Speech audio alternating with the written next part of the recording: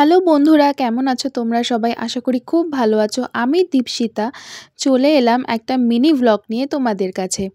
তো তোমাদেরকে আগেই আমি শেয়ার করেছিলাম যে বিগত ২৯ তারিখে আমাদের একটা ছোটোখাটো পিকনিক ছিল। বেশি লোকজন ছিল না, আমাদের পিকনিকের লোক সংখ্যা একটু কমই ছিল। তো যাই হোক, তো পিকনিক স্পটটা আমাদের বাড়ি থেকে খুবই কাছে ছিল। বাকি সবাইরা তাড়াতাড়ি পৌঁছে গেলেও আমার পৌঁছাতে বেশ অনেকটা টাইম লেগে গেছিলো। প্রায় আমি ১:৩০ নাগাদ গিয়ে পৌঁছেছিলাম। আসলে আমি রেডি হয়েছিলাম, কিন্তু আমার বর আসতে একটু লেট করেছিল। ততক্ষণে সবাই পৌঁছে গেছিলো। আর যেহেতু আমার মেয়ে একটু ছোট, ওকে ঘুম থেকে তোলা, ওকে রেডি করা, ওর খাবার দাবার নেওয়া, এই করতে করতে আমার একটু সময় চলে গেছিলো। আর আমার মা বলছিল যে ওকে না নিয়ে যেতে, ওকে বাড়িতে রেখে যেতে। কিন্তু দেখো, বছরে একটা দিন সবাই যেখানে একটু মজা করছি, আর ও কেন করবে না সেখানে মজা? তো আমাদের এখানে মূল আকর্ষণ ছিল পিকনিকে মাটন। তো এখানে মাটন রান্না করছে, আর রান্নার দায়িত্বে ছিল আমার বর। বেসিক্যালি প্রত্যেকটা পিকনিকের রান্নার দায়িত্বে আমার বরই থাকে। ও একদম এক্সেলেন্ট কুক, মানে সত্যি খুব ভালো রান্না করে। আর এখানে দেখতেই পাচ্ছ প্রায় নাচানাচি পর্ব শুরু হয়ে গেছে। আর আমার যেহেতু পায়ে একটু লাগা ছিল, মানে জাস্ট আমি প্লাস্টারটা পরশুদিনই খুলেছি, তো আমি একদম এরকম লাপাঝাপি করতে পারছিলাম না।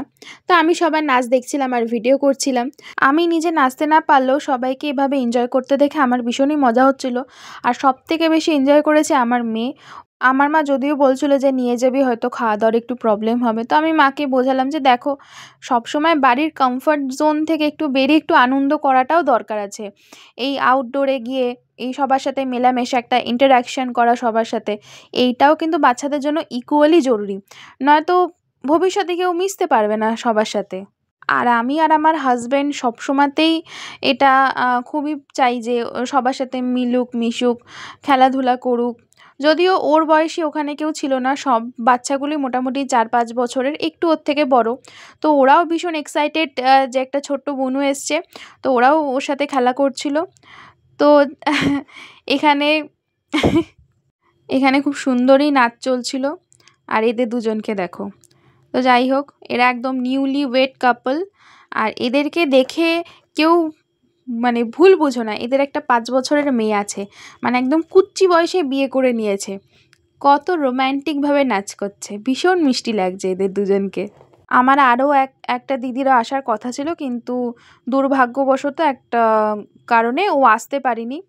আমি আর আমার এই দিদি খুব মিস করেছি ওকে প্রচণ্ডভাবে। তো যাই হোক, খেতে খেতে অনেক লেট হয়ে গেছিলো। প্রায় আমি সেদিনকে খেয়েছিলাম 5টার সময়। কিন্তু হ্যাঁ, খাবার দাবার আমার মেয়ের আমি নিয়ে চলে গেছিলাম আগে ভাগে।